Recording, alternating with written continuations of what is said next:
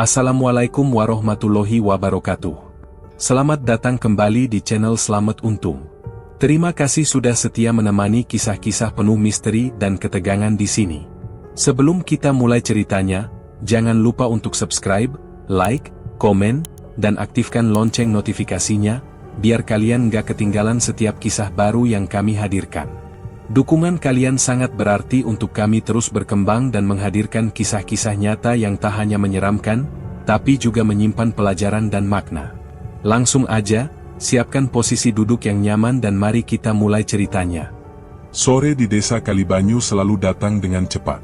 Langit berwarna kelabu, angin dari arah barat membawa bau lembab dari sawah yang baru panen. Rumah-rumah kayu terlihat pucat, diam seperti menunggu sesuatu yang tak jelas. Di ujung jalan desa, rumah kecil milik Pak Riyadi dan Bu Lastri tampak sepi. Pintu depan terbuka setengah, hanya diganjal kayu.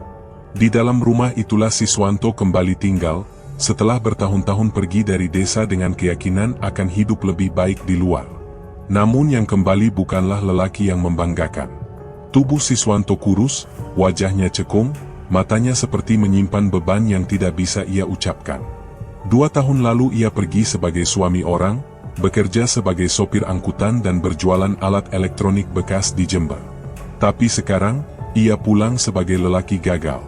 Perceraian dengan istrinya terjadi karena ia lebih sering menghabiskan malam dengan ponsel di tangan, tenggelam dalam judi online yang akhirnya menghancurkan semua. Sisa utangnya mengejar sampai ke rumah orang tuanya, membuat nama keluarga ikut tercoreng.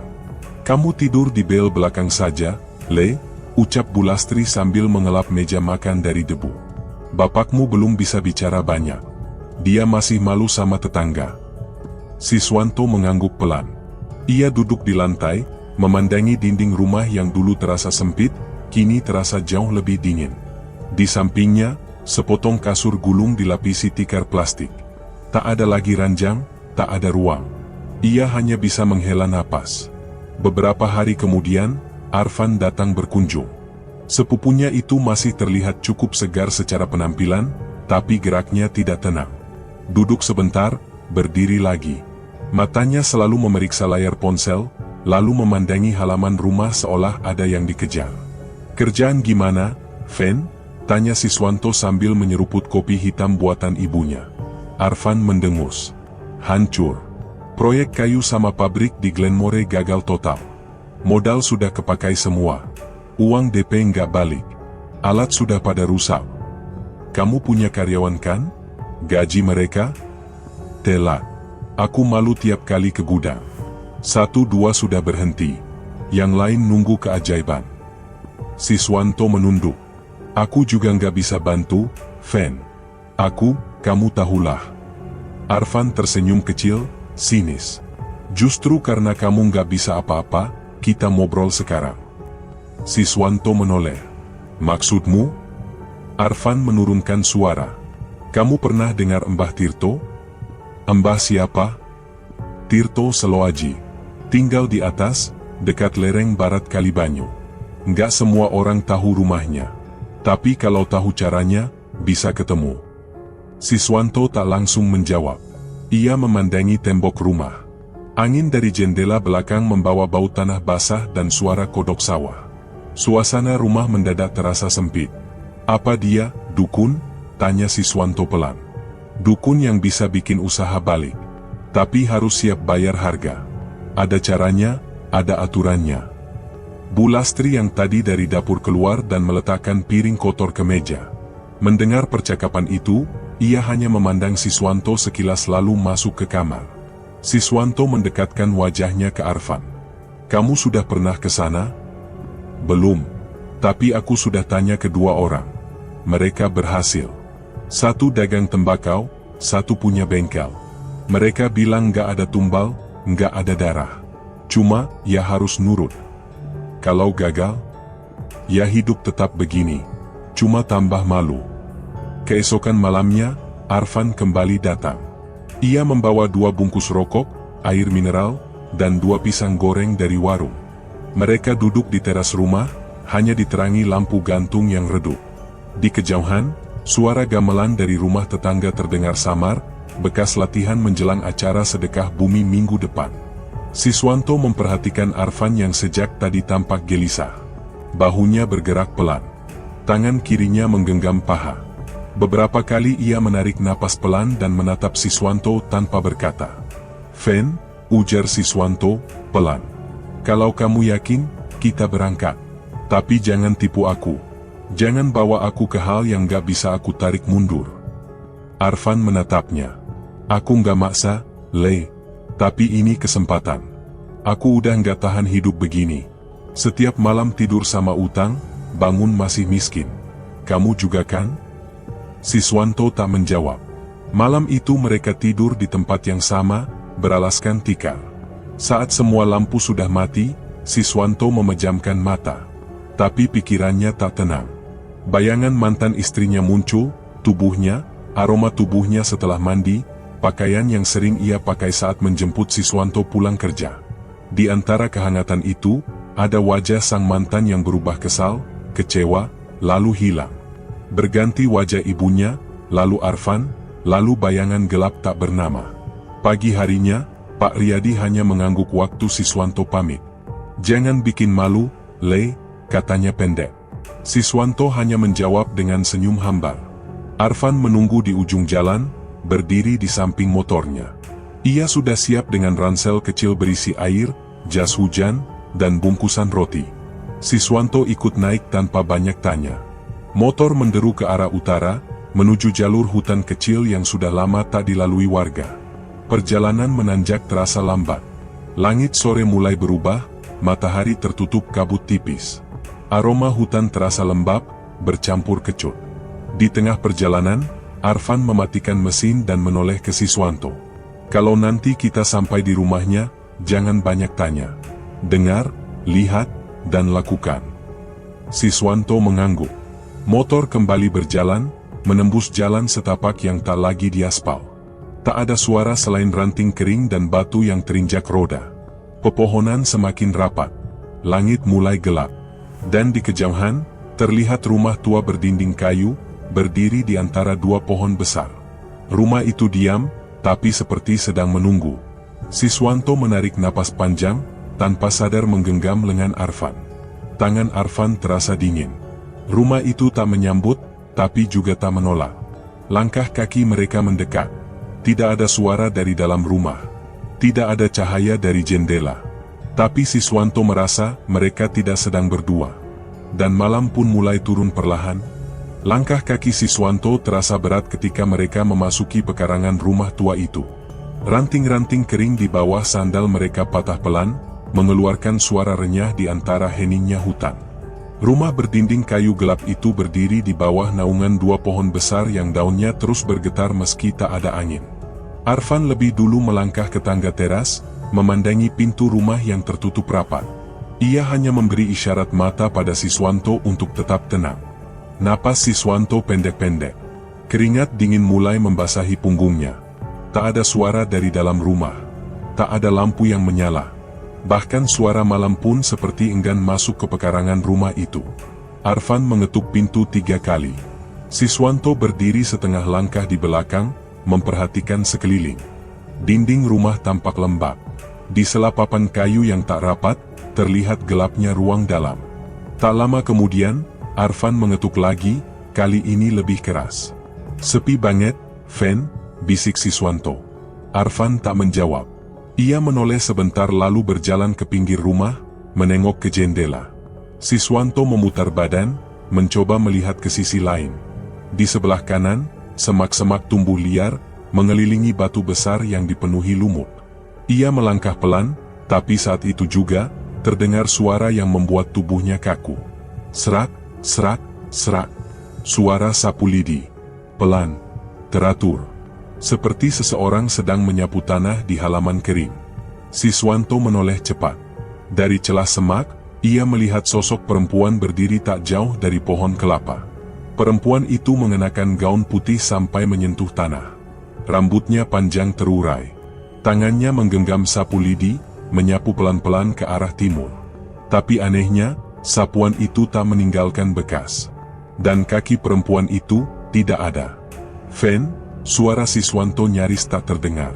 "Fen?" Arfan muncul dari sisi kiri rumah. Wajahnya berubah. Matanya menatap lurus ke arah sosok perempuan itu. "Diam," katanya pelan. Siswanto mencengkeram lengan Arfan. Tapi Arfan malah melangkah pelan ke depan, seperti tertarik sesuatu. Matanya tak berkedip. Langkahnya berat, tapi pasti. Wajahnya tegang, tapi matanya menyimpan sesuatu yang aneh, seperti rasa ingin yang sulit dijelaskan. Perempuan itu terus menyapu. Tak terganggu sama sekali. Tapi Siswanto merasa udara di sekitarnya mulai berubah. Ada hawa dingin dari belakang lehernya. Bau tanah yang menyengat. Dan dada yang berdebar makin cepat. "Fen, jangan terusin," bisiknya. "Itu bukan orang." Tapi Arfan tetap mendekat. Lalu dari dalam rumah, terdengar suara berat dan dalam, "Heh." Arfan terhenti. Suara itu cukup keras untuk membuyarkan pandangannya. Sosok perempuan itu mendadak berhenti menyapu, lalu menghilang begitu saja di balik pohon. Tak meninggalkan suara, tak meninggalkan jejak. Pintu rumah terbuka pelan. Seorang lelaki tua berdiri di ambang pintu. Rambutnya putih berantakan. Wajahnya lebar, kulitnya kecoklatan, dan matanya tajam. Ia mengenakan kain panjang dan kaos lengan panjang yang longgar. Di tangan kanannya, seikat daun kering dan batu kecil tergantung dari seutas tali. "Kalian dari mana?" tanya lelaki itu, suaranya pelan tapi berat. "Dari Kalibanyu, Mbah," jawab Arfan cepat. Lelaki tua itu melangkah keluar, menatap keduanya bergantian. "Kamu," ia menunjuk Arfan, "jangan lihat yang bukan buat dilihat." Arfan menunduk. Siswanto hanya bisa diam. "Masuk." Mereka melangkah masuk. Ruangan dalam rumah itu lebih luas dari yang terlihat dari luar. Dinding kayu berwarna gelap. Hanya ada satu lampu minyak menyala di sudut ruangan. Lantai kayu bergemerit sedikit saat diinjak. Udara di dalam tidak panas, tapi membuat tubuh seperti tertahan. Di sisi kanan ada rak yang penuh dengan botol kecil dan kain-kain yang dilipat rapi. Di sudut kiri, terlihat pintu menuju musala kecil, tertutup tirai warna hitam. "Duduk," perintah Mbah Tirto. Mereka duduk bersila di atas tikar pandan. Lelaki tua itu mengambil satu botol kecil dari rak. Isinya cairan bening agak kekuningan. Di dalamnya ada sesuatu seperti rambut halus melingkar. "Ini yang kalian cari," katanya. "Namanya talisik. Cairan ini dari air mata buaya. Bukan sembarang buaya. Buaya yang pernah diberi makan darah perempuan hamil." Siswanto menahan napas. Arfan hanya menatap botol itu. "Kalau kalian pakai minyak ini di kulit kalian, atau hanya disimpan di saku, siapapun yang kalian ajak bicara akan percaya. Mau kalian bohong, tipu, rayu, mereka akan menurut. Tapi kalian harus ikut syaratnya." "Apa syaratnya, Mbah?" tanya Arfan pelan. "Ritual. Di musala itu." Mbah Tirto menunjuk ke arah tirai. "Malam Jumat. Mulai dari mandi kembang sampai pemanggilan. Sendirian. Tak boleh ditemani. Tak boleh bicara. Tak boleh tertidur. Sampai azan subuh." Arfan mengangguk. "Saya siap, Mbah." "Kalau siap, malam ini kita mulai. Kau mandi dulu. Di belakang rumah, di kamar mandi luar. Ember dan kembang sudah ada.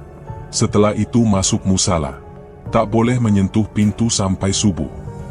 Arfan berdiri. Mbah Tirto menyerahkan kantong plastik berisi kembang dan botol kecil. Ia melangkah pelan keluar rumah.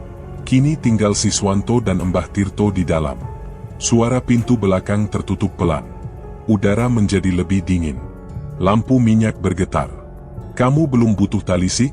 kata Mbah Tirto sambil menatap Siswanto. Siswanto menunduk. "Saya belum yakin." "Kalau kamu belum yakin, kamu hanya akan jadi beban. Tapi kamu sudah sampai sini. Tak ada yang kebetulan." Siswanto menggigit bibirnya. Lehernya kaku. Ia bisa mendengar suara air dari luar, seperti Arfan sedang menciduk air ke tubuhnya. Tapi di sela suara itu, Siswanto juga merasa ada sesuatu lain. Suara napas pelan, berat, dari arah musala. Tapi musala itu tertutup tirai. Tak ada siapa-siapa di dalam. Mbah Tirto tersenyum tipis. Malam belum selesai, Le. Diamlah dulu. Dengarkan saja. Lalu rasakan apa yang ingin datang. Siswanto diam. Tapi jantungnya tak berhenti berdetak kencang. Suara air dari belakang rumah masih terdengar lirih, diselingi suara gayung yang jatuh ke lantai kamar mandi. Siswanto duduk bersandar di tiang rumah, sesekali memandang pintu belakang yang setengah terbuka. Di depannya, Mbah Tirto mengaduk cairan hitam dalam cawan kecil yang berasap tipis. Udara di dalam rumah makin tebal dengan aroma kemenyan dan daun kering terbakar. Dia kuat? Tanya Siswanto pelan. Tidak ada orang kuat atau lemah dalam hal ini, jawab Mbah Tirto datar. Yang penting, jangan melawan. Biarkan saja tubuhmu ditentukan. Siswanto mengangguk kecil, meski tak benar-benar mengerti maksudnya. Sementara itu, di kamar mandi belakang, Arfan sudah mengguyur tubuhnya dengan air bercampur bunga. Ember besar di depannya kini hanya tersisa setengah. Di dinding, kaca kecil buram menggantung, memantulkan cahaya samar dari lampu minyak di luar kamar mandi. Udara dingin membuat kulitnya merinding. Tapi yang membuatnya gelisah bukan dinginnya air, melainkan bayangan yang terlihat di cermin itu. Perempuan. Bayangan itu berdiri di balik kaca kecil, seolah mengintip dari celah atap. Rambut panjang menutupi sebagian wajahnya. Tapi mata itu jelas terlihat. Menatap lurus, dingin, dan diam. Arfan melangkah mundur. Ia coba abaikan, mengira hanya bayangan pohon. Namun saat ia menatap cermin lagi, wajah perempuan itu berubah. Senyum muncul, lehernya memanjang sedikit ke bawah, seperti leher ular yang lentur. Arfan tercengang. Tubuhnya mendadak terasa berat. Dari sudut ruangan, suara gesekan kasar terdengar. Ia menoleh, dan matanya membelalak saat melihat ekor ular besar muncul dari bawah gentong. Ular hitam itu bergerak cepat ke arahnya, melilit kaki lalu naik ke pinggangnya. Arfan sempat ingin berteriak, tapi suara seakan tertahan di tenggorokan. Kepalanya didorong ke belakang, dan ia melihat kepala ular itu berubah menjadi wajah perempuan yang tadi di cermin. Perempuan itu kini duduk di atasnya. Rambut panjangnya menjuntai, menutupi dada Arfan.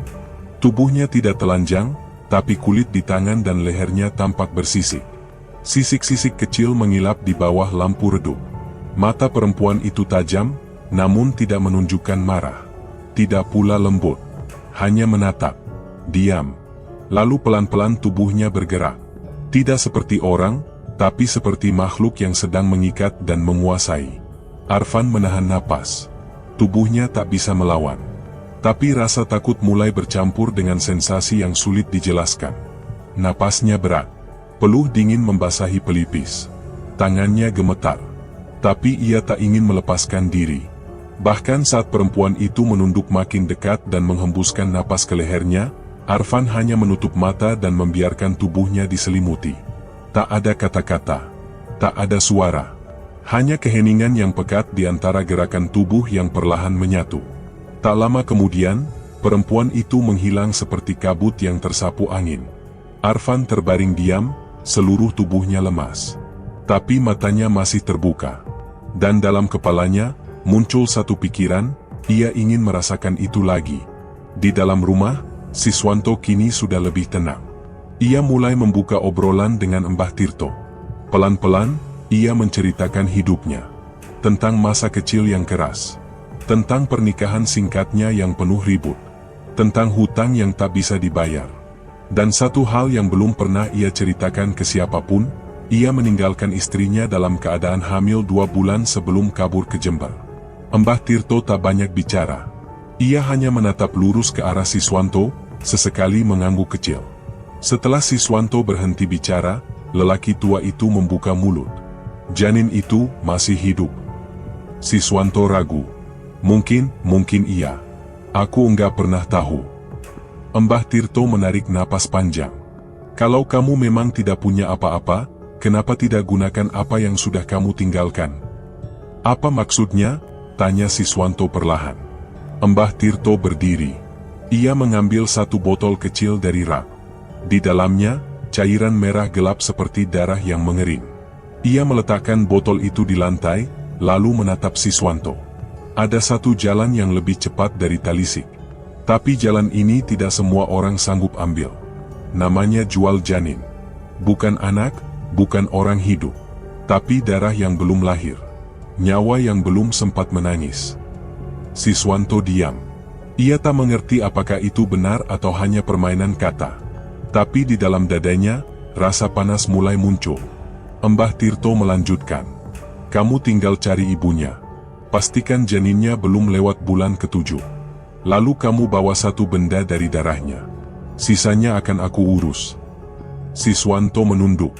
Jari-jarinya bergerak tak tentu di atas lututnya. Ia tidak mengangguk, tidak menolak, tapi pikirannya penuh. Dari luar, pintu kamar mandi terdengar terbuka. Langkah Arfan pelan, sedikit goyah. Ia masuk rumah tanpa bicara, matanya seperti kosong, tapi mulutnya tersenyum samar. Aku udah selesai, Mbah. Mbah Tirto menatapnya sebentar. Kamu kuat. Arfan duduk di sudut ruangan. Ia menyender ke dinding. Tubuhnya masih basah, tapi ia tampak tidak menggigil. Siswanto menoleh ke arahnya. Ingin bertanya, tapi mulutnya keluh. Mbah Tirto berdiri. Sekarang kalian diam saja. Malam ini belum habis. Dan tempat ini belum berhenti bernafas. Suasana mendadak senyap. Tak ada yang berani bicara. Bahkan detak jam tua di dinding pun terdengar jelas. Di luar, angin mulai bergerak, menyentuh daun-daun dan memukul jendela dengan pelan. Tapi di dalam rumah itu, hanya ada 3 orang yang duduk diam dengan tubuh yang tetap, mata yang penuh, dan pikiran yang belum selesai. Siswanto masih duduk mematung. Ucapan Mbah Tirto soal pesugihan jual janin belum sepenuhnya bisa ia cerna. Kepalanya terasa berat, tengkuk dingin, tapi napasnya tetap stabil. Di dekatnya, Arfan menyender di dinding dengan mata terpejam, tubuhnya masih basah, dan wajahnya seperti orang baru bangun dari mimpi yang terlalu nyata. Mbah Tirto kembali duduk di depan perapian kecil yang kini tinggal bara. Ia menoleh pelan ke arah Siswanto, lalu berkata dengan tenang, kalau kau memang ingin cepat berubah, itu caranya. Janin anak pertama. Dari perempuan muda yang belum menikah. Itu paling mahal harganya. Siswanto menelan ludah. 1 miliar itu beneran? Mbah Tirto mengangguk sekali. Bukan sekadar uang. Kalau kau bisa dapat yang sesuai, kekuatanmu bisa melebihi Arfan. Tapi waktunya terbatas. Kandungan harus belum masuk 4 bulan. Dan si perempuan harus setuju. Kalau tidak, tumbalnya mental ke kamu. Siswanto diam. Ia teringat seseorang, mantan istrinya, Intan. Tapi ia sadar, Intan sudah menikah dengan orang lain dan kemungkinan besar sudah tidak mengandung lagi. Kalaupun iya, tak mungkin ia bisa bicara dengan perempuan itu setelah meninggalkannya dalam keadaan hamil. Siswanto menunduk, menahan emosi yang bertumpuk antara keinginan, rasa takut, dan rasa bersalah yang belum selesai. Kalau enggak dapat yang itu, gumam Siswanto, cari yang lain. Banyak perempuan muda sekarang yang hamil tapi tidak tahu harus bagaimana. Kau tinggal pintar bicara, jawab Mbah Tirto, masih dengan nada datar. Arfan tiba-tiba tertawa pelan. Ia membuka mata dan menoleh ke Siswanto. Gampang, Won. Di desaku ada 2 orang cewek yang suka main ke tempat tambang. Satunya pacaran sama mandor, satunya sering minta uang ke sopir. Pasti ada yang lagi isi, tinggal dipancing. Siswanto tidak menjawab, tapi wajahnya menunjukkan bahwa pikirannya mulai bergerak ke arah yang sama. Mbah Tirto berdiri, lalu pergi ke ruang dalam tanpa berkata apa-apa lagi. Tinggal mereka berdua di ruang depan. Lampu minyak berkerlap-kerlip. Arfan berdiri, berjalan ke arah Siswanto. Ia duduk dekat, lalu menyenggol bahunya. Tadi malam, aku nggak tahu itu mimpi atau nyata. Tapi rasanya kayak, bukan manusia. Dia duduk di atasku. Kulitnya dingin, tapi rasanya hangat. Aku nggak bisa gerak, tapi juga nggak mau lepas. Aneh, tapi nagih. Perempuan itu, tanya Siswanto pelan. Iya, dia kayak ular. Tapi bukan. Kayak manusia, tapi bukan. Aku cuma tahu, sekarang aku pengen dia lagi. Siswanto tak menjawab. Tapi ia bisa lihat dari sorot mata Arfan, ada perubahan besar dalam diri sepupunya itu. Sorot matanya seperti orang yang sudah pernah memegang sesuatu yang tidak wajar dan tidak ingin melepaskannya. Keesokan harinya, Arfan pulang lebih dulu ke rumahnya. Siswanto memilih berjalan kaki menyusuri jalan tanah Kalibanyu untuk kembali ke rumah orang tuanya. Sepanjang jalan, pikirannya masih penuh dengan penawaran Mbah Tirto. Ia belum bisa yakin, tapi ia juga belum menolak. Semuanya mengambang. Beberapa hari kemudian, Arfan datang lagi ke rumah Siswanto. Kali ini wajahnya tampak berbeda. Ia lebih segar. Senyumnya lebar. Dan yang membuat Siswanto terkejut, Arfan datang naik motor trail baru. "Lah, ini motor dari mana?" tanya Siswanto sambil berdiri di teras. "Dari uang pelanggan. 3 hari ini masuk 5 pesanan sekaligus. Padahal sebelumnya, 2 minggu nggak ada yang beli papan sama sekali," jawab Arfan sambil tertawa kecil. Siswanto mendekat. Ia menepuk-nepuk motor itu, lalu menoleh ke Arfan. "Minyak talisik itu?" Arfan hanya mengangguk sambil tersenyum. "Aku olesin sedikit di telapak tangan sebelum kasih brosur. Kayaknya orang-orang jadi susah nolak." Siswanto menatap mata Arfan. Ada sesuatu yang lain. Bukan hanya kesenangan, tapi seperti dorongan yang tak bisa ditahan. Arfan tampak seperti orang yang baru dapat candu, dan belum mau berhenti. Di sisi lain, Laras, istri Arfan, mulai merasa ada yang tidak biasa. Di malam kedua setelah Arfan pulang dari rumah Mbah Tirto, Laras terbangun karena mendengar suara suaminya mengigau. Ia duduk di ranjang, melihat Arfan yang berkeringat dingin meski cuaca dingin luar biasa. "Dinda, jangan pergi, tunggu aku," suara Arfan lirih dalam tidurnya. Laras mengernyit. Ia tidak kenal nama itu. Ia coba membangunkan Arfan, tapi suaminya malah makin gelisah.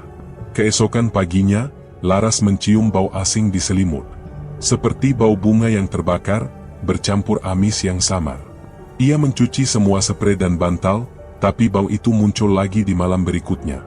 Hubungan mereka pun mulai berubah. Arfan lebih banyak keluar rumah, pulang larut, dan jarang menyentuh Laras seperti biasa. Saat Laras mencoba mendekat, Arfan hanya bilang lelah. Kadang malah langsung tidur dengan pakaian lengkap, seperti menghindar. Laras mulai curiga, tapi ia belum tahu apa yang harus ia tanyakan. Ia hanya bisa menduga-duga, dan makin lama makin gelisah. Malam itu, Laras berdiri di depan cermin. Ia menatap tubuhnya sendiri. Perutnya yang mulai berisi sedikit. Ia belum sempat bilang ke Arfan bahwa ia terlambat datang bulan. Tangannya menyentuh perut itu, mencoba merasakan sesuatu. Tapi ia hanya merasakan sunyi. Dan jauh di dalam hatinya, ia merasa ada sesuatu yang mulai tak beres. Tapi ia belum bisa menjelaskan apa. Sementara itu, di rumah orang tuanya, Siswanto duduk sendiri di belakang rumah.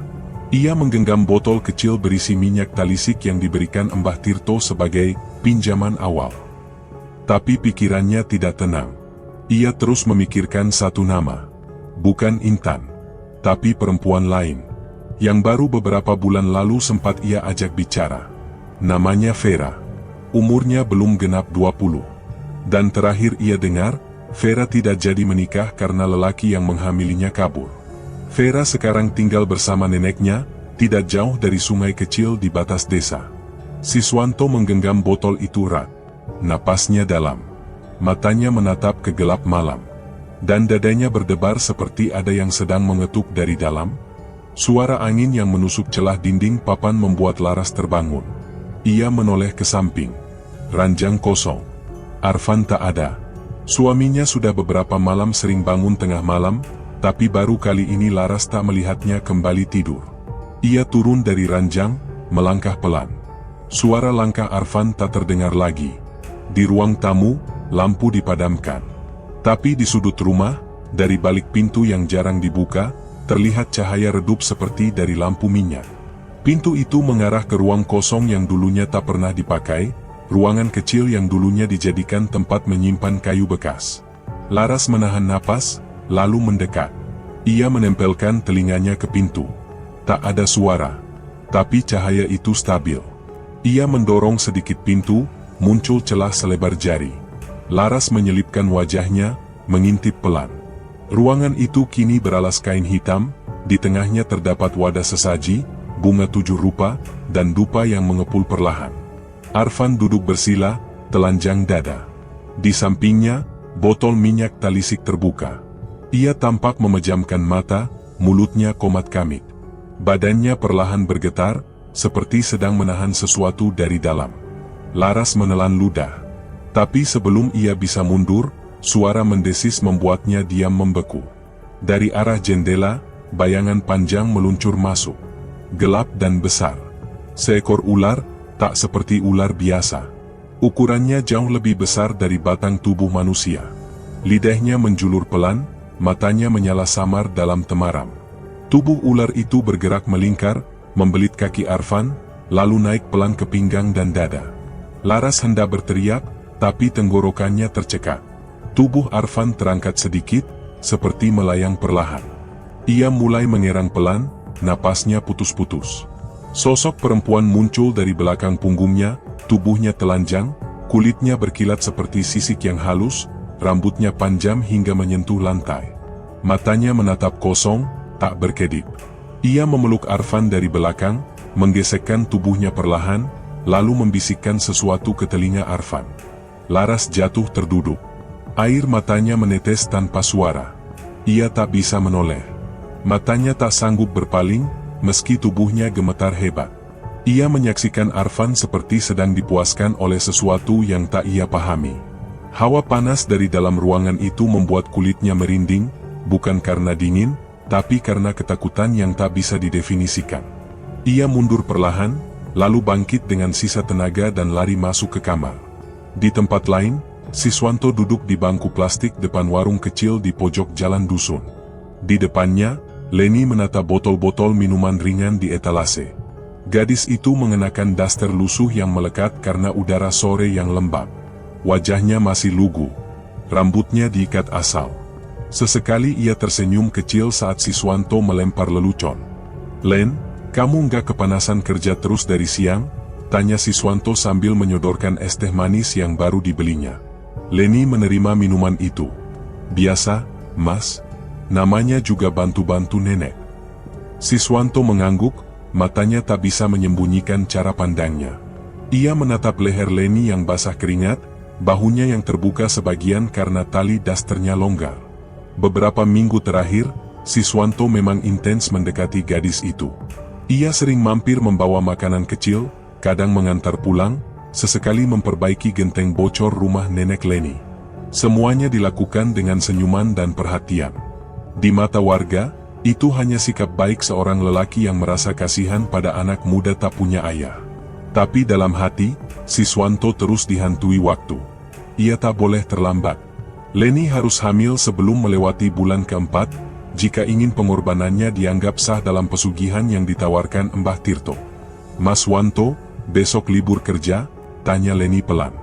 Siswanto mengangguk. "Kenapa?" "Nenek mau ke rumah bibinya di selatan, katanya nginep 2 malam. Kalau Mas Wanto nggak sibuk, boleh nggak nemenin aku jaga warung malam?" Siswanto menatap mata Leni. Pandangannya langsung membaca celah. Ia pura-pura berpikir sejenak, lalu tersenyum. "Boleh, asal kamu nggak takut malam-malam di warung begini." Leni tersenyum kecil, menunduk. 2 hari setelah itu, malam datang lebih cepat. Warung sudah tutup dari pembeli. Leni duduk di lantai beralaskan tikar, rambutnya digerai. Siswanto duduk di samping, membetulkan senter yang tadi sempat mati. Saat lampu minyak satu-satunya mulai redup, Leni bergeser mendekat, lalu menyandarkan kepalanya di bahu Siswanto. "Mas, boleh enggak aku jujur?" bisik Leni. Siswanto menoleh. "Apa?" "Aku senang Mas Wanto sering datang ke sini." Siswanto hanya tersenyum. Tangannya menyentuh bahu Leni, lalu turun perlahan ke lengan. Leni tak menolak. Malam itu, untuk pertama kalinya, mereka tidur di ruang belakang warung. Tak ada suara selain hujan gerimis di luar dan desah napas yang teratur. Beberapa hari berlalu, Leni tampak lebih pendiam dari biasanya. Ia sering melamun, memegang perut, lalu diam lama di kamar. Siswanto yang mengamati dari kejauhan tahu, waktunya tidak lama lagi. Namun malam itu, Saat ia pulang ke rumah, Siswanto mendapati pintu depan sudah terbuka. Tak ada suara di dalam rumah. Ketika ia melangkah masuk, lampu ruang tamu menyala redup. Di meja makan, botol minyak talisik miliknya jatuh terguling. Di kursi pojok, seseorang duduk diam. Sosok itu tidak bergerak. Siswanto berhenti di ambang pintu. Dadanya berdebar. Ia memandang lekat-lekat, tapi tak yakin siapa yang sedang menunggunya di sana. Suasana mendadak dingin, dan jantung Siswanto berdetak makin cepat. Laras belum kembali ke rumah sejak 2 hari lalu. Ia memilih menginap di rumah adiknya di Dusun Sumberjati. Malam terakhir yang ia lihat, Arfan tersenyum di kegelapan sambil menjilat minyak dari tangannya yang masih membuat tubuhnya merinding. Pikirannya belum bisa menerima apa yang dilihat, tapi matanya tak bisa menyangkal. Ia tidak lagi merasa tinggal serumah dengan suami yang sama. Di rumah yang kini senyap, Arfan duduk di lantai kamar. Kaos oblongnya basah oleh keringat, matanya kosong menatap tembok. Hawa panas menyelimuti tubuhnya. Tiap malam Jumat seperti ini, ia selalu merasa ditunggu, seperti ada yang memanggil lewat detak jantungnya sendiri. Ia menghirup dalam-dalam aroma minyak talisik, lalu meneteskan sedikit ke telapak tangan dan menjilatnya pelan. Suara angin berdesir dari celah jendela yang tak pernah bisa ditutup rapat. Bayangan perempuan muncul perlahan di cermin kamar. Arfan menoleh pelan. Sosok itu berdiri di sana, tanpa suara, hanya menatap. Mata perempuan itu tajam, kulit wajahnya halus tapi bersisik samar. Arfan berdiri, menunduk, dan berjalan ke arah cermin. Tidak ada rasa takut, justru sebaliknya, ada rasa yang menyala dari dalam dadanya. Saat ia mendekat, cermin berkabut. Ia menempelkan dahinya, seperti menunggu dipanggil masuk. Sementara itu, di rumah Mbah Tirto, Leni duduk di bel bambu dengan wajah lelah. Ia tidak tahu apa-apa. Siswanto berdiri di sampingnya, mondar-mandir tak tenang. Gadis itu hanya mengeluh mual dan pusing, tidak menyangka kalau tubuhnya sedang berubah. Mbah Tirto menggelar tikar kecil dan menyalakan dupa di dekat Leni. "Endok, baring sebentar, bapak ini mau bantu urut lambung," katanya dengan lembut. Leni menurut. Matanya terpejam. Mbah Tirto meraba perutnya pelan, lalu memejamkan mata. Tangan tuanya terasa dingin, tapi Leni tidak merasa terganggu. Siswanto berdiri di belakang, tubuhnya gemetar. Beberapa detik kemudian, Mbah Tirto mengangguk kecil dan bangkit perlahan. "Sudah 2 bulan," ucapnya lirih. "Kalau niatmu bulat, tinggal nunggu malam yang tepat." Siswanto menarik napas panjang. Tak ada senyum, tak ada raut lega. Ia hanya menatap tanah. Leni masih rebah, tak sadar apa-apa. Wajahnya tenang. Mbah Tirto menambahkan, "Jangan terlalu lama. 4 bulan lewat, nilai janin itu turun drastis. Kau sudah tahu itu." Dalam perjalanan pulang, Siswanto menyetir motor pelan. Leni memeluk pinggangnya dari belakang, tak bicara. Hujan rintik mulai turun, jalanan licin. Tapi yang membuat Siswanto tak tenang bukan cuaca, melainkan kata-kata Mbah Tirto yang terus berputar di kepalanya. 2 bulan. Tak lama lagi. Sampai di rumah, Leni langsung masuk ke kamarnya dan tidur. Siswanto duduk di ruang tamu. Lampu temaram. Hawa malam terasa lebih pengap dari biasanya. Di tengah keheningan, Siswanto memandangi tangannya sendiri. Ada bercak kecil seperti sisik tipis di pergelangan. Ia menggosok, tapi tak hilang. Ia bangkit, menuju kamar mandi. Di depan cermin, ia menyalakan lampu dan membuka bajunya. Kulit dadanya tampak normal, tapi ada garis samar di sisi kanan leher. Seperti pola sisik. Ia menatap matanya sendiri di cermin. Pandangannya sayu, tapi ada kilau aneh yang belum pernah ia lihat sebelumnya. Di tempat lain, Arfan merebahkan tubuhnya ke tikar, tanpa alas. Minyak talisik masih menempel di kulit lehernya. Ia menunggu, sambil menatap ke atas. Suara langkah pelan terdengar dari luar kamar. Lalu, jendela terbuka perlahan. Ular hitam besar melata masuk, lalu berubah wujud di tengah kamar. Arfan duduk, napasnya berat, dan perempuan bersisik itu merangkak ke arahnya. Tubuh Arfan ditindih tanpa kata. Hanya erangan pelan yang keluar dari mulutnya. Ia tidak lagi menolak. Tangannya merangkul, matanya menutup, tapi senyumnya tak bisa disembunyikan. Malam itu, tubuhnya panas dan dingin dalam waktu bersamaan. Laras kembali ke rumah sebelum subuh. Ia ingin mengambil pakaian dan beberapa dokumen penting. Saat membuka pintu, aroma kemenyan menyambutnya. Rumah tampak gelap, lampu depan mati. Ia masuk pelan-pelan, membuka pintu kamar, dan mendapati Arfan tertidur di lantai, telanjang, berbalut kain sarung yang setengah terlepas. Laras menatap tubuh suaminya. Di sisi punggung, terlihat garis-garis sisik yang samar, seperti kulit reptil. Ia menahan napas, lalu berbalik. Langkahnya tercekat. Jantungnya berdetak keras. Tapi ia memilih diam dan melangkah keluar. Siswanto belum tidur.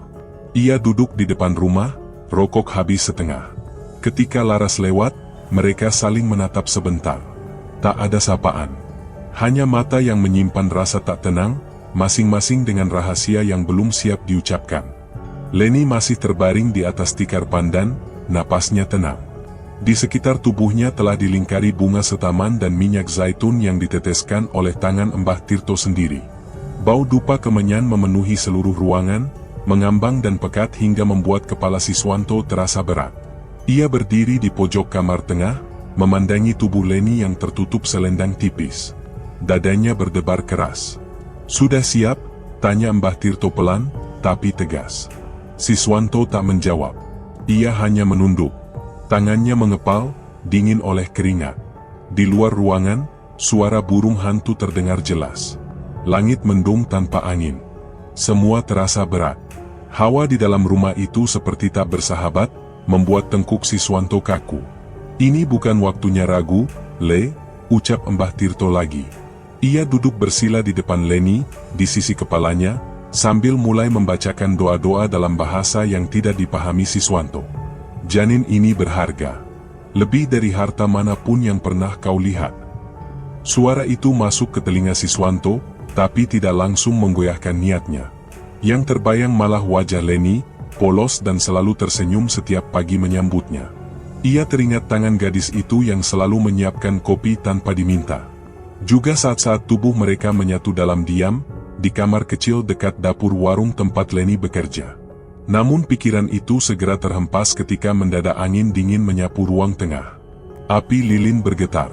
Kain tipis yang menutupi tubuh Leni sedikit tersibak. Siswanto spontan menarik nafas dalam-dalam, tapi ia tak bergerak. "Letakkan ini di bawah perutnya," perintah Mbah Tirto sambil menyodorkan botol kecil berisi cairan kekuningan. "Pelan, jangan bicara." Siswanto ragu, tapi lututnya bergerak maju sendiri. Ia berjongkok, lalu meletakkan botol kecil itu seperti yang diperintahkan. Ia bisa melihat perut Leni yang mulai menonjol. Tangannya gemetar. Ada perasaan aneh yang menyusup ke dadanya. Bukan takut, tapi seperti ada yang merayap di balik kulitnya, dingin, menekan, tapi menggoda. Tiba-tiba, mata Leni membuka sedikit. Siswanto kaget dan hampir jatuh mundur. Tapi Mbah Tirto menoleh cepat. "Jangan panik. Itu biasa. Jangan hiraukan." "Dia tidak sadar," katanya cepat. Namun bagi Siswanto, tatapan mata Leni tadi seperti menusuk. Seperti tahu apa yang sedang terjadi. Beralih ke sisi lain, di rumah Arfan, suasana tak kalah mencekam. Anak perempuannya, Caca, kembali kejang di tengah malam. Arfan sudah panik. Ia membungkus anaknya dengan selimut, lalu duduk di lantai sambil memeluknya erat. Tubuhnya gemetar, bukan hanya karena tangis anaknya yang tak berhenti, tapi karena rasa bersalah yang diam-diam menggunung. "Kenapa kamu lagi, Caca?"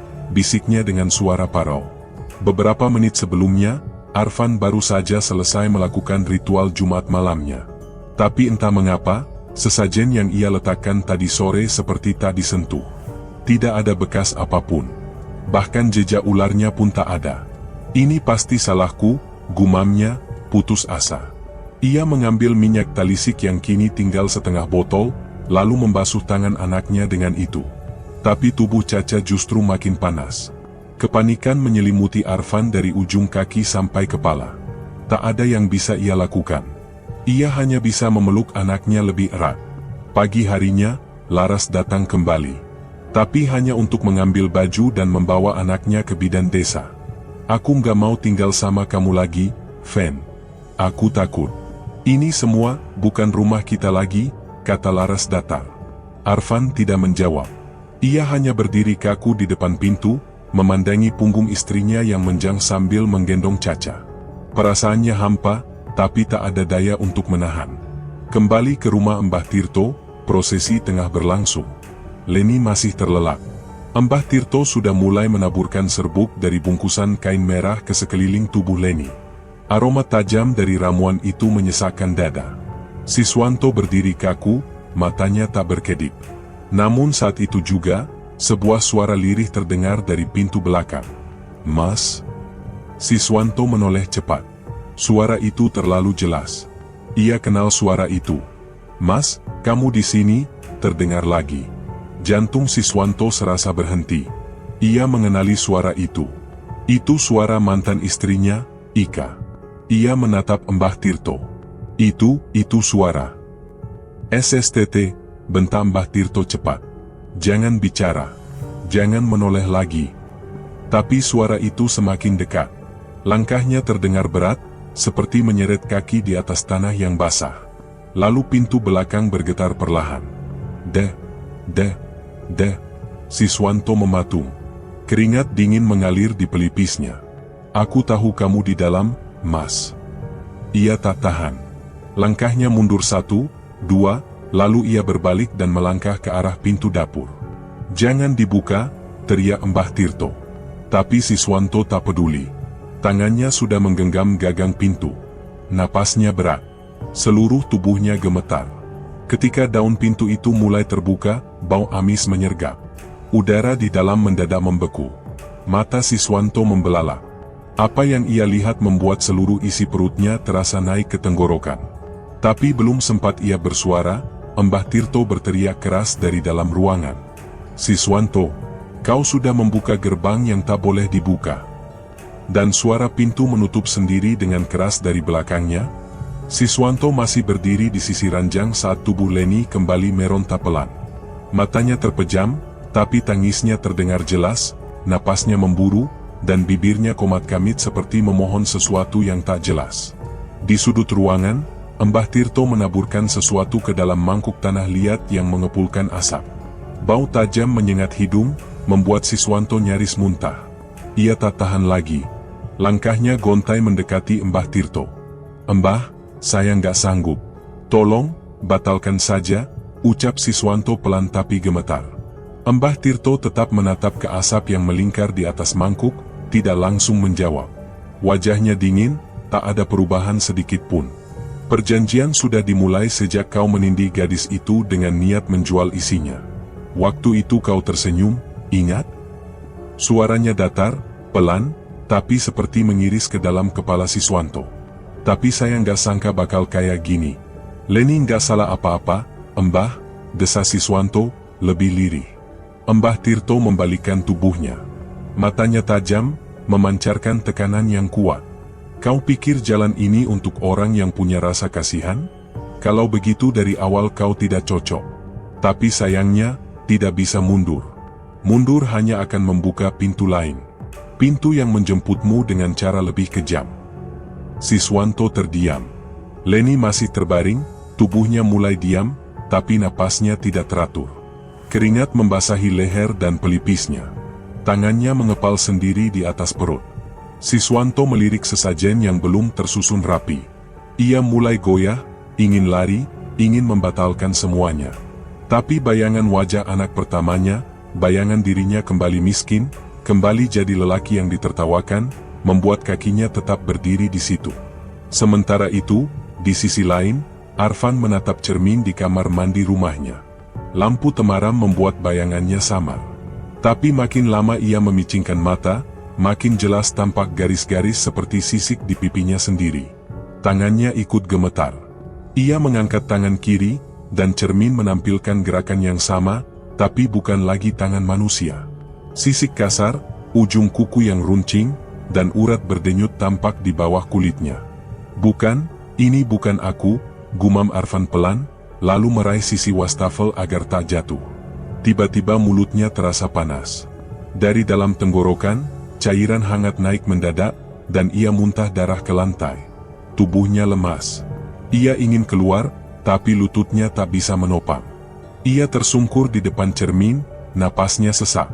Dalam kepalanya terdengar suara desisan panjang, bukan dari luar, tapi seolah berasal dari sumsum tulangnya sendiri. Lampu rumah berkedip 2 kali sebelum akhirnya mati total. Di tengah gelap, langkah pelan terdengar dari ruang depan. Arfan tak bisa berdiri, hanya bisa menoleh lemah ke arah pintu. Saat pintu terbuka, bayangan tubuh tua Mbah Tirto tampak berdiri di sana. "Minyakmu sudah keruh," kata Mbah Tirto sambil mengangkat botol kecil dari saku baju. "Artinya, yang kau puja tidak sekadar datang, tapi menagih." Arfan tak sanggup menjawab. Ia hanya menggeleng pelan, mencoba menyangkal semua ini. Mbah Tirto berjalan mendekat, lalu meletakkan botol minyak itu di lantai. "Tiap tetesnya kini adalah darah. Dan kau belum menggantinya dengan yang setara." Suasana rumah menjadi lebih pekat dari malam biasa. Udara seperti menyempit, seperti semua ruang ditutup rapat oleh sesuatu yang tak kasat mata. Arfan memejamkan mata. Ia sadar kini, tubuhnya mulai lepas dari dirinya sendiri. Rasa asing menjalar dari ujung kaki ke kepala. Di rumah Mbah Tirto, Siswanto masih berdiri kaku. Suara kentongan jauh di luar rumah terdengar seperti gema tak jelas asalnya. Ia mencoba mengatur napas, tapi pikirannya tak menentu. Ia menatap wajah Leni, lalu wajah Mbah Tirto. "Kalau saya tetap lanjut, apa yang terjadi ke dia?" tanya Siswanto pelan. "Bayi yang dikandungnya akan lenyap dengan cara yang tidak akan bisa kau lihat. Tapi dia akan tetap hidup. Dengan satu syarat, dia tidak pernah tahu siapa yang membuatnya hamil," jawab Mbah Tirto. Siswanto menarik napas panjang. Di kepalanya terbayang semua yang sudah ia lalui. Dari awal dia hanya ingin cepat kaya, ingin balas dendam dari hidup yang menghina. Tapi sekarang, semua jadi rumit. Bahkan ketika kesepakatan sudah di depan mata, ia tidak merasa menang. Di luar, angin bertiup makin kencang. Genting rumah Mbah Tirto bergetar, seperti ada sesuatu yang berputar di atasnya. Leni mendesah panjang, lalu tubuhnya menggeliat sekali, dan diam lagi. Siswanto memejamkan mata. Ia tahu waktunya habis. Tapi bukan itu yang membuatnya takut. Yang ia takutkan, setelah ini semua selesai, apakah hidupnya benar-benar berubah, atau justru makin gelap. Siswanto terbangun dengan tubuh penuh keringat. Suara itu terdengar lagi. Tangisan bayi yang lirih, seperti tercekik, dari belakang rumah. Sudah 3 malam Jumat berturut-turut suara itu datang, dan selalu di waktu yang sama. Ia pernah keluar membawa senter, memeriksa gudang, memutar arah ke pekarangan belakang yang ditumbuhi pisang liar, tapi tak pernah menemukan apapun. Hanya hawa dingin dan aroma busuk tanah basah yang seperti mengendap di udara. Istrinya sempat bertanya, tapi Siswanto hanya menjawab pendek, "Angin." Leni tak pernah tahu soal janin yang hilang. Sejak pulih dari sakit dan kehilangan kesadaran selama beberapa hari, ia merasa tubuhnya lemas, tapi pikirannya kosong. Ia tidak pernah diperiksa ke dokter. Neneknya hanya mengolesi perutnya dengan minyak kayu putih dan menyuruhnya istirahat. Leni merasa aneh dengan mimpinya yang berulang-ulang, berdiri di antara pohon besar, seorang perempuan bersisik memanggilnya dari balik kabut, lalu bayi menangis dan perlahan menghilang dalam tanah. Ia tak berani cerita ke siapapun. Siswanto mencoba mengalihkan pikirannya ke pekerjaan. Ia beli alat-alat bengkel baru, peralatan cat, dan mesin hidrolik bekas dari kota. Ia juga mulai membangun garasi depan rumahnya. Semua orang mengira Siswanto menang undian atau menjual tanah warisan.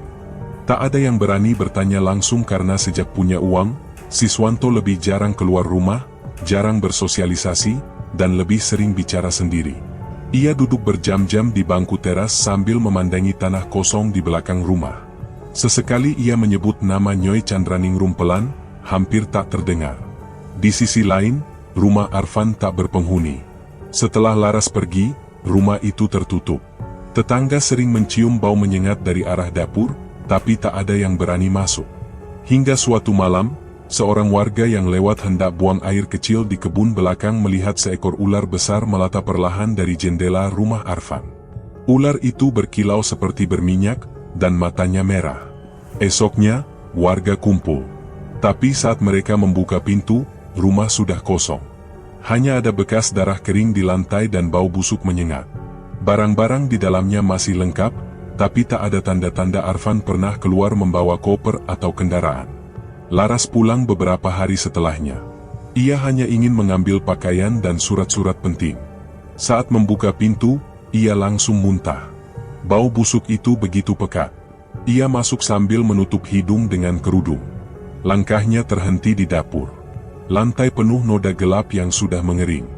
Di salah satu sudut, seperti ada bercak darah yang menempel di dinding.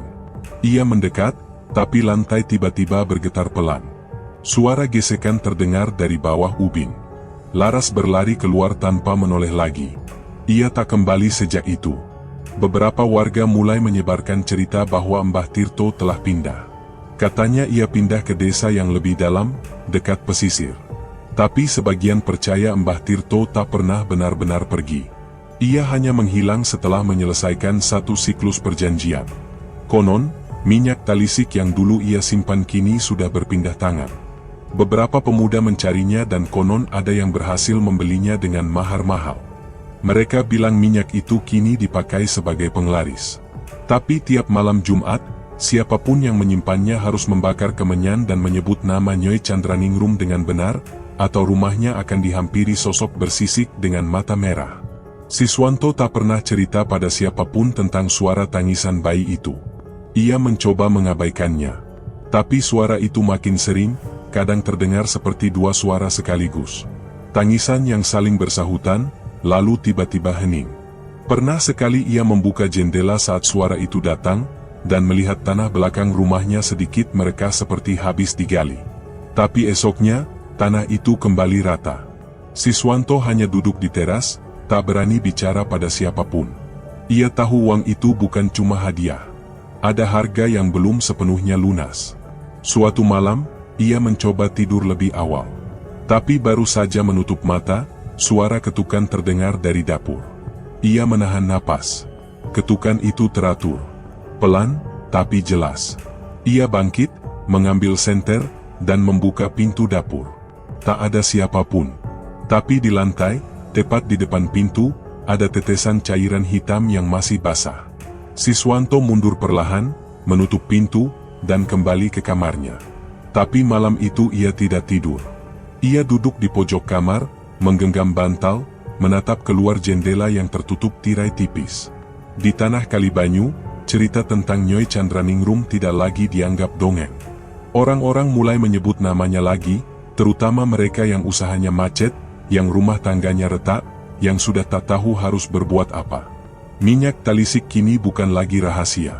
Beberapa warung menyimpannya di dalam botol kecil, disembunyikan di bawah rak atau digantung di belakang pintu. Dan tiap malam Jumat, bau menyan mulai terasa lagi dari rumah-rumah tertentu.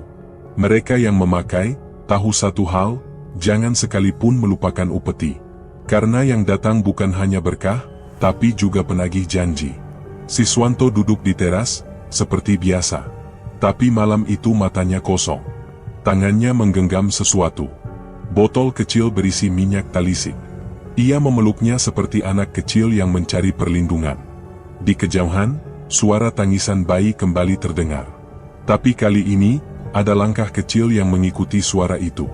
Langkah pelan, menyusuri dinding rumah, lalu berhenti tepat di balik pintu belakang. Siswanto menutup mata, tapi telinganya tak bisa membohongi. Suara itu kini tepat di balik punggungnya. Terima kasih sudah menyimak sampai akhir. Cerita ini mungkin hanya fiksi, tapi di baliknya selalu ada cermin kenyataan yang bisa mengguncang hati. Jika kisah ini menyentuhmu, jangan lupa tinggalkan jejak di kolom komentar, like video ini, dan bantu channel ini tumbuh dengan menekan tombol subscribe. Kita akan terus mengungkap cerita-cerita lain yang tak kalah gelap, dalam, dan jujur. Sampai jumpa di video berikutnya. Jaga dirimu, dan jangan abaikan suara-suara yang tak terlihat. Wassalamualaikum warahmatullahi wabarakatuh.